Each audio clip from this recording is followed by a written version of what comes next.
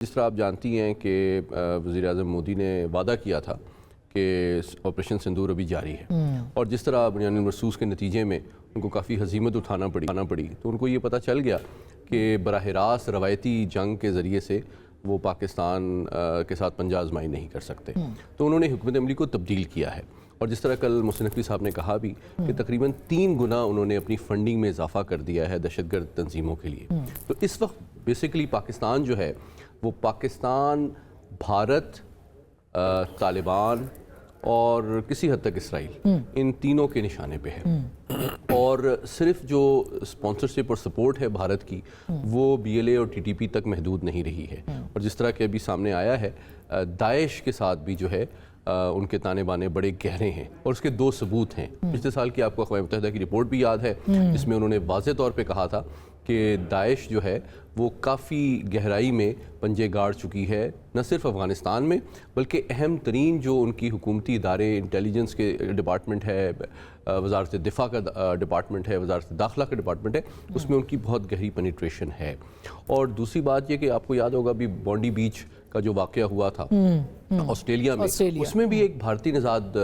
شہری جو ہے آسٹریلیا کا وہ ملوث پایا گیا تھا جس کے داعش کے ساتھ رابطے تھے، اور اجیت ڈوول صاحب شام بھی جاتے رہے ہیں اور داعش کے ساتھ رابطے میں رہے ہیں۔ تو بنیادی طور پہ بھارت جو ہے ڈیسپریٹ ہے پاکستان کو ڈیسٹیبلائز کرنے کے لیے، اس کے لیے چاہے داعش ہو، بی ایل اے ہو، ٹی ٹی پی ہو، وہ سرتوڑ کوشش کر رہے ہیں ان کو مکمل سپورٹ پرووائڈ کر رہے ہیں۔ اس میں تو آج خواجہ آصف صاحب نے بھی بلکہ اس کے تانے بانے جوڑے ہیں اسرائیل کے ساتھ بھی اور انڈیا کے ساتھ بھی، اس میں تو کوئی دو رائے نہیں ہے، مگر ہم کہاں، ہماری سیکیورٹی جو ہے کیا وہ اس کے بھی کچھ تقاضے ہیں؟ اس میں بھی تو ناکامی نظر آتی ہے، دہشت گردوں کا یہاں تک پہنچ جانا۔ اس سے پہلے کچہری کے باہر یہ حملہ ہوا، گو کہ ان کی کامیابیاں بھی ہیں، فوری طور پر پہنچے بھی ہیں ان دہشت گردوں کے نیٹ ورک کے اوپر بھی، لیکن پھر بھی کہیں نہ کہیں تو لیپس ہے، کوئی سیکیورٹی پولیس والا وہاں پہ موجود نہیں تھا، تو اس کو کس نظر سے آپ دیکھتے ہیں؟ دیکھیے، میں سمجھتا ہوں کہ اگر آپ عالمی سطح پہ دیکھیں تو 9/11 بہت بڑا واقعہ تھا۔ امریکہ کی 26 انٹیلیجنس ایجنسیز ہیں اور 5 امریکہ کے اندر سے طیارے اغوا کر کے ان کے 3 اہم symbols of power and wealth پہ اٹیک کیا گیا۔ تو میں سمجھتا ہوں 100% فول پروف انٹیلیجنس تو آپ کو دنیا میں کہیں بھی نہیں ملے گی، لیکن 99% جو ان کی کامیابی ہیں وہ میڈیا میں تو نہیں آتی ہیں۔ انفارچونیٹلی جب دہشت گرد کسی کارروائی میں کامیاب ہوتے ہیں تبھی ہمیں پتہ چلتا ہے۔ تو ڈیفینیٹلی 100 اس سے 100 ٹائم زیادہ ہماری کامیابیاں ہیں۔ تقریباً 230 سے زیادہ انٹیلیجنس بیس آپریشن روزانہ ہماری فوج انٹیلیجنس ایجنسی پورے ملک میں کر رہی ہوتی ہے۔ تو میں سمجھتا ہوں کہ اس میں بہت اہم پہلو جو ہے ڈیفینیٹلی کیپیسٹی بلڈنگ کا ہے، کاؤنٹر ٹیررزم ڈپارٹمنٹ کا ہے، ٹیکنالوجی، آرٹیفیشل انٹیلیجنس، جو ان کے بس کے اڈے ہیں۔ آج ہی میرے پاس لیٹسٹ انفارمیشن آپ کے پاس بھی آئی ہوگی کہ ایون جو بائکیا ہے اور ان ڈرائیو ہے، اس میں بھی بکنگ کے لیے اب ضروری ہوگا کہ جو پیسنجر ہے وہ اپنی آئیڈینٹی اور آئی ڈی کارڈ کو مینشن کرے تاکہ پتہ ہو کہ یہ کون سا بندہ کہاں سے بیٹھ رہا ہے۔ آپ کو یاد ہے جو کورٹ میں حملہ ہوا تھا؟ جی وہ تو بائکیا پہ آیا تھا۔ تو اگر بائکیا کو کوئی بک کر رہا ہے تو کہیں وہ دہشت گرد تو نہیں بک کر رہا، وہ خود تو نہیں اپنی گاڑی یا بائک لے کے آ رہا، وہ استعمال کر رہا ہے۔ تو یہ بھی ایک ٹرانسپیرنسی کا اہم پہلو ہے۔ پھر اسلام آباد کی جو سیکیورٹی کے لیے کوشش کی جا رہی ہے کہ تمام گاڑیوں کی رجسٹریشن اور یہ سب کچھ کیا جائے، ساتھ ہی ساتھ میں سمجھتا ہوں ایک بہت اہم پہلو کمیونٹی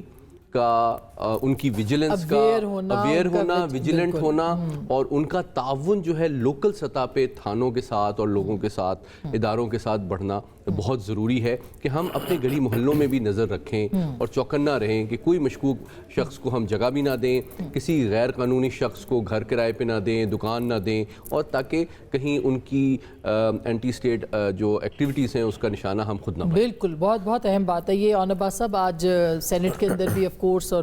قومی اسمبلی میں تو میں سن ہی رہی تھی، ابھی بحث ہو رہی تھی، آپ کیا سمجھتے ہیں بطور پولیٹیکل پارٹی بھی اور ایک اپوننٹ پارٹی بھی، کہاں آپ کو لگتا ہے کہ سب مل کے، اور خاص کر کے نیشنل ایکشن پلان جو کہ مشترکہ ہے اس وقت سب کا، اس کے اوپر عمل درآمد کے لیے کہاں لیپسز ہیں جس کو دور کرنے کی ضرورت ہے؟ اعوذ باللہ من الشیطان الرجیم، بسم اللہ۔ دیکھیں، اس میں تو کوئی دوسری رائے نہیں ہے کہ پچھلے 1 سال کے اندر جو کچھ پاکستان میں ہوا ہے، چاہے وہ بلوچستان میں ہے، چاہے خیبر پختونخوا میں، ہماری فورسز کی قربانیاں بہت اہم ہیں، اور جس طریقے سے انہوں نے یہ فائٹ کو فرنٹ اینڈ پہ جا کے فیس کیا، اس میں کوئی اپوزیشن گورنمنٹ نہیں ہے۔ It is tremendous. وہ مطلب ان کی فیملیز کتنی تکلیف سے ہوں گے، کتنے ہمارے لوگ ڈسیبل ہیں، سو یہ تو پوری کہانی ہے اس کے اوپر۔ بٹ اگر ایشو ڈیرہ اسماعیل خان سے سٹارٹ ہوتا ہوا بلوچستان سے جب ترلائی میں کلام میں آ کے رکتا ہے نا,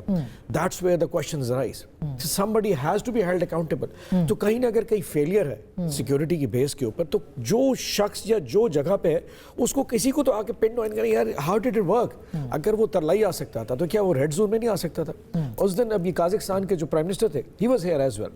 پریزیڈنٹ وہ یہیں پہ تھے. اب وہ ایک انٹرنیشنل میسج بھی بن گیا کہ جی وائل ڈگنیٹری واز وزٹنگ, اس دن یہ واقعہ ہوا. تو کہیں نہ کہیں سوالیہ نشان آتے ہیں. وٹ آئی پرسنلی فیل, آج میں نے اسپیچ میں بھی کہا کہ اب یہ حکومت کو اور ریاست کو یہ فیصلہ کرنا ہے کہ اگر آپ نے ان پاپولر یا پاپولر ڈیسیژنز دونوں کرنے ہیں, اس کے لیے آپ کو سب کو لے کے چلنا پڑے گا. ٹرسٹ می, میں یہ نہیں کہہ رہا کہ میں پی ٹی آئی کا ہوں, اس لیے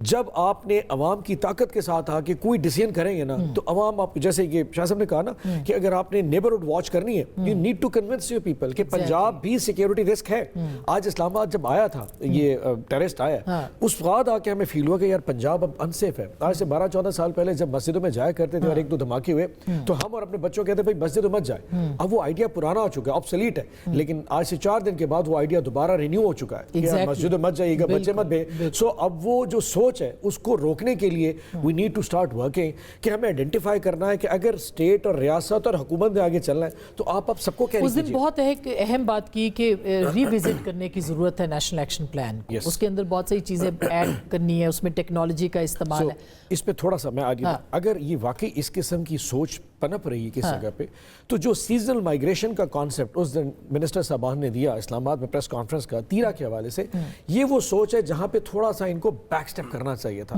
آپ اسلام آباد ہیں, آپ ریاست ہیں, آپ ماں ہیں, آپ سربراہ ہیں اس پورے جسم کے جس کے ڈفرنٹ اعضاء ہیں صوبوں کے چکر میں. آپ کی decision making has to be something جس کو اگلے ریسپیکٹ دیں, سین فیل کریں. اگر آپ آگے سیزنل مائگریشن کا کانسیپٹ دیں اور جرگے میں جا کے اس کو کریں نہیں جی یہ تو ڈیسیژن, مگر عطا تارڑ صاحب تو اس کو پی ٹی آئی کے ساتھ بھی جوڑتے ہیں نا, وہ کہتے ہیں کہ جی وہ تو دہشت گردی کو پی ٹی آئی کے ساتھ. میں غلطی کر لوں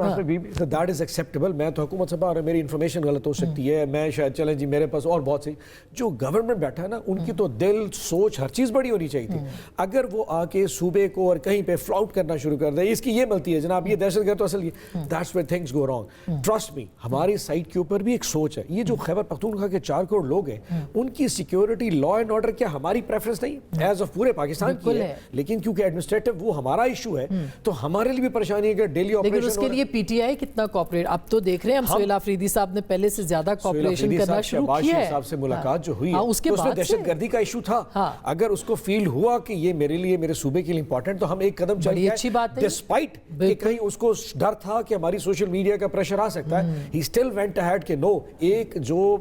سوچ ہوتی ہے جس نے لیڈ کرنا ہے he has to go that way جہاں پہ تھوڑی تکلیف ہو سکتی ہے کہ جی کرٹیسزم ہو سکتا ہے. اور فاصلے کم بھی ہوئے ہیں اس کے بعد, ایسا نہیں ہے کہ فاصلے جو ہیں وہ بڑے ہیں, فاصلے کم بھی ہوئے ہیں. 2 قدم گورنمنٹ کو بھی چاہیے کہ آپ اس بیس کے اوپر, اچھا یہ ایشو صرف خیبر پختونخوا کا نہیں ہے, بلوچستان امپورٹنٹ. سو اگر آپ ان دونوں صوبوں کے ایشوز کو چھوڑ دیتے ہیں کہ جی وہ اسٹینڈ الون ہے, تو یہ اسٹینڈ الون نہیں, یہ سارے کنیکٹڈ ہیں. بلوچستان, خیبر پختونخوا, اسلام آباد, یہ سارا کنیکٹڈ ہے تھرو افغانستان. تو آپ کو ایک پالیسی بنانی ہے that has to be a single policy for everybody. اور اس کو ریجنل اس سے تو نہیں نکال, مزمل صاحب اس کو ریجنل اس سے نکالا ہی نہیں جا سکتا دہشت گردی کو. جیسے خواجہ صاحب کہہ رہے ہیں کہ اسرائیل کا بھی نیکسس اور نظر بھی آتا ہے, پاکستان کے دشمن تو بتھیرے ہیں, تو ہمیں کس طرح سے آگے بڑھنا ہے. وہ خیال ہے جو بات تو عباس صاحب کہہ رہے ہیں, کیا یہ ایک روم ہے, یہ ایک مشترکہ کوشش ہو سکتی ہے کہ ساری سیاسی جماعتوں کو اسی بہانے بٹھایا جائے اور اس کو ری وزٹ کیا جائے نیشنل ایکشن پلان کو, کیا کہتے ہیں آپ؟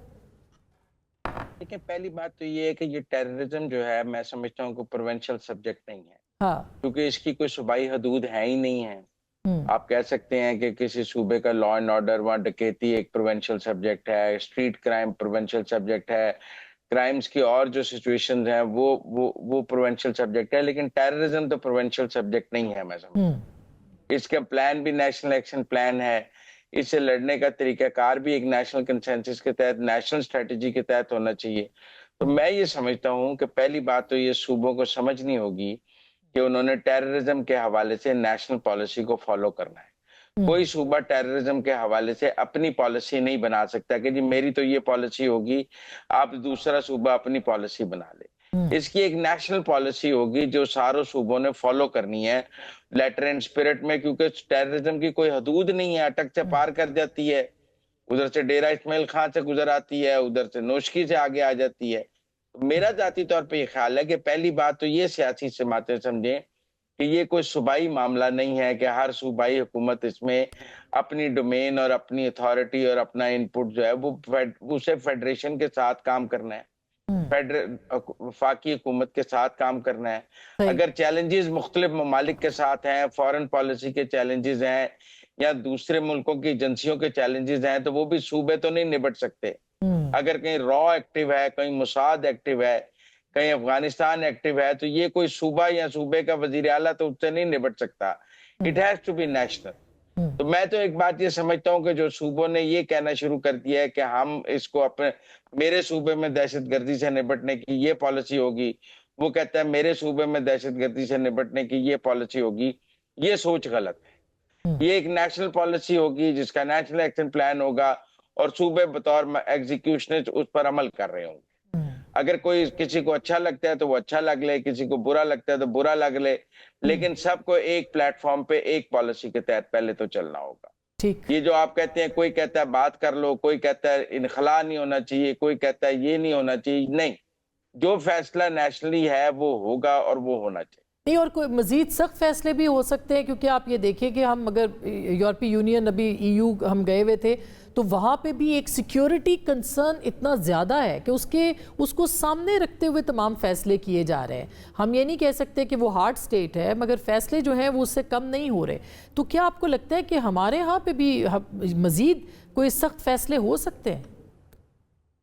جی، میں تو سمجھتا ہوں کہ ٹیکنیکل بات یہ ہے کہ جو نیشنل ایکشن پلان کے تحت پہلے جیٹ بلیک ٹیررسٹ کے لیے ملٹری کورٹس بنی تھیں اور ہم نے دہشت گردوں کو سزائیں دی تھیں، جس کے نتیجے میں 2014 کے بعد ہمیں دہشت گردی میں کمی بھی نظر آئی تھی۔ اور اب ہم دیکھتے ہیں، میں نے پچھلے دنوں دیکھا کہ Peshawar high court, Peshawar police lines کا جو ملزم تھا اس کی ضمانت ہو گئی، اور ہماری جو عام کورٹس ہیں، کرمنل کورٹس ہیں، انہوں نے اپنی کیپیسٹی بلڈنگ اتنی نہیں کی کہ وہ جیٹ بلیک ٹیررسٹوں کے مقدمات سن سکیں اور انہیں سزائیں دے سکیں۔ لیکن نا جی، دہشت گرد کو پکڑنا ایک کام ہے، پھر اسے سزا دینا، 2900 یعنی 3000 کے قریب کیسز جو ہیں وہ کورٹ میں پڑے ہوئے ہیں دہشت گردوں کے، جس کے اوپر عمل درآمد نہیں ہو رہا، ان کے فیصلے نہیں ہو رہے۔ مزمل صاحب، میں ایک چھوٹی سی بریک لیتی ہوں، بریک کے بعد ہم آئیں گے اور واپس بات آپ سے ہی شروع کریں گے کہ ہڑتال جو تھی وہ کامیاب ہوئی تھی یا ناکام ہوئی تھی، اور 8 فروری کی جو پاکستان تحریک تحفظ آئین نے دی رکھی تھی، اور اس کے بعد آگے کیا ہوگا۔ بریک کے بعد